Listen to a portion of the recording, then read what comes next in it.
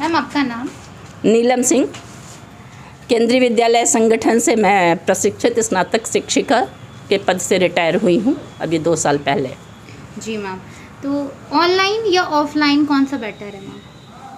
मेरे समझ से जो बच्चों के लिए सुविधाजनक हो, जो अभिभावक के लिए सुविधाजनक हो, क्योंकि ऐसी महामारी में हम कुछ अनिवार्यता लेके नहीं चल सकते हैं।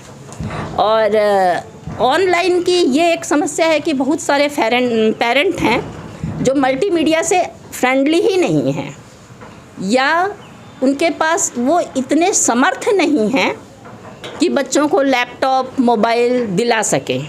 इतने लिटरेट ही नहीं है वो। तो ऐसी परिस्थिति में उन बच्चों के लिए स्कूल जाना ज़्यादा उपयुक्त होगा, लेकिन उपस्थिति से ज़्यादा ज़रूरी है बच्चों का स्वस्थ रहना।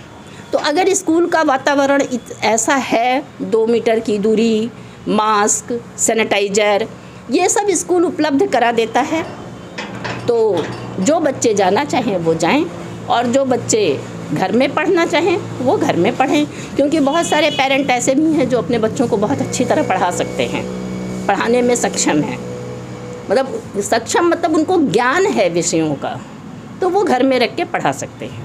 और गवर्नमेंट ने तो 75% उपस्थिति की अनिवार्यता की नहीं है। तो ऐसी परिस्थिति में जो बच्चों और अभिभावक के हित में हो और साथ में शिक्षा की गुणवत्ता पर आधारित हो। जी मैम, आपके विचार जान के बहुत अच्छा लगा।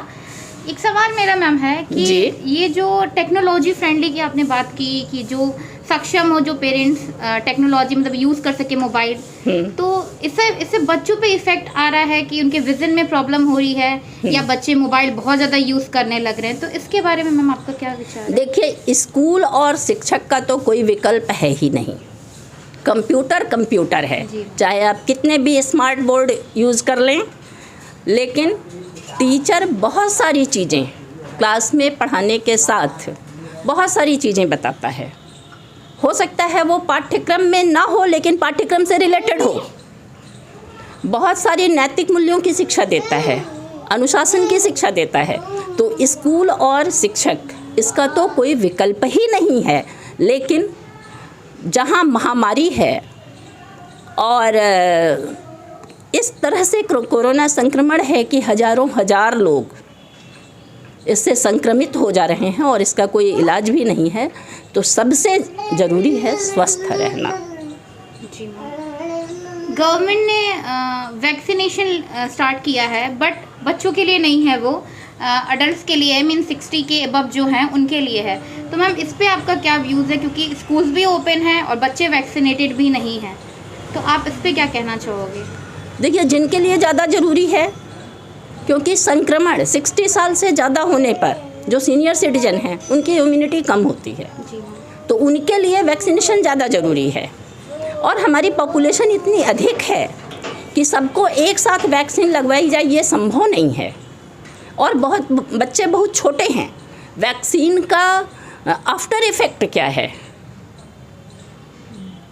ये बच्चों पर क्या जाएगा, इसका अभी सर्वे नहीं हुआ है।